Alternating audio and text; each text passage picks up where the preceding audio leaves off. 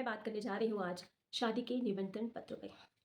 तो शादी के निमंत्रण पत्र सबसे ज़रूरी होते हैं शादी के अहम तैयारी में।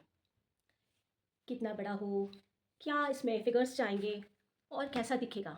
कार्यक्रम की जानकारी भी इसी में होती है। अब अगर हम पुराने समय में लौटें, तो हम देखेंगे कि जब प्रिंटिंग प्रेस भी नहीं होते थे, लोग मौखिक या मुँह ज़बानी ही एक-दूसरे को न्योते थे। लोगों के घर जाते थे, मिठाई या पीले चावल लेकर, और ये काफ़ी पर्सनल होता था। एक दूसरे रिश्तेदारों, नातेदारों और गाँव के लोगों के बीच में ये आमंत्रण दिया जाता था। और मुझे लगता है कि ये काफ़ी, क्योंकि वन टू वन रहता था, तो काफ़ी निजी और प्रेम भाव इस आमंत्रण में रहता था।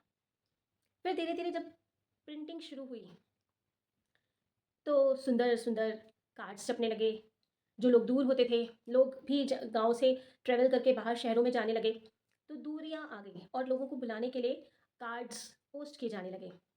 तब भी उनमें हल्दी और चावल लगा दिया जाता था, और चिट्ठी भी रख दी जाती थी। जो मान्य लोग होते थे उनके लिए कुछ रुपए रख दिए जाते थे शगुन के, और फिर न्योता दिया जाता था या आमंत्रण दिया जाता था।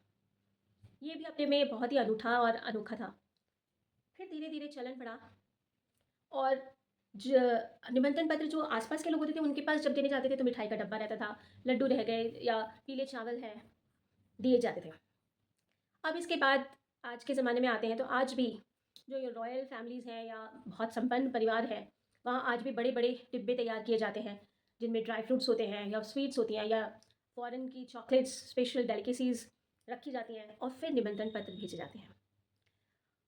पर जैसे-जैसे मॉडर्नाइज़ेशन होता जा रहा है, अब निमंत्रण पत्र फ़ोन के थ्रू दिए जाने लगा है। आपके पास पूरी एक पीडीएफ फ़ाइल आ जाती है, आप उसको डाउनलोड करिए, उसमें आपको अलग-अलग कार्यक्रमों की पूरी जानकारी दी जाती है।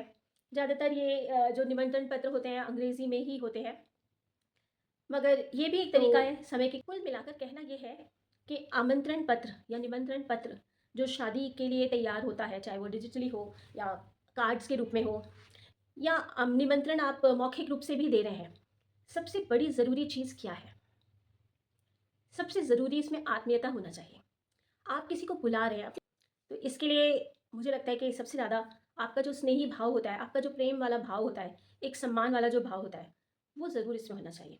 क्योंकि आपके आयोजन का केंद्र तो ये अतिथि ही है ना।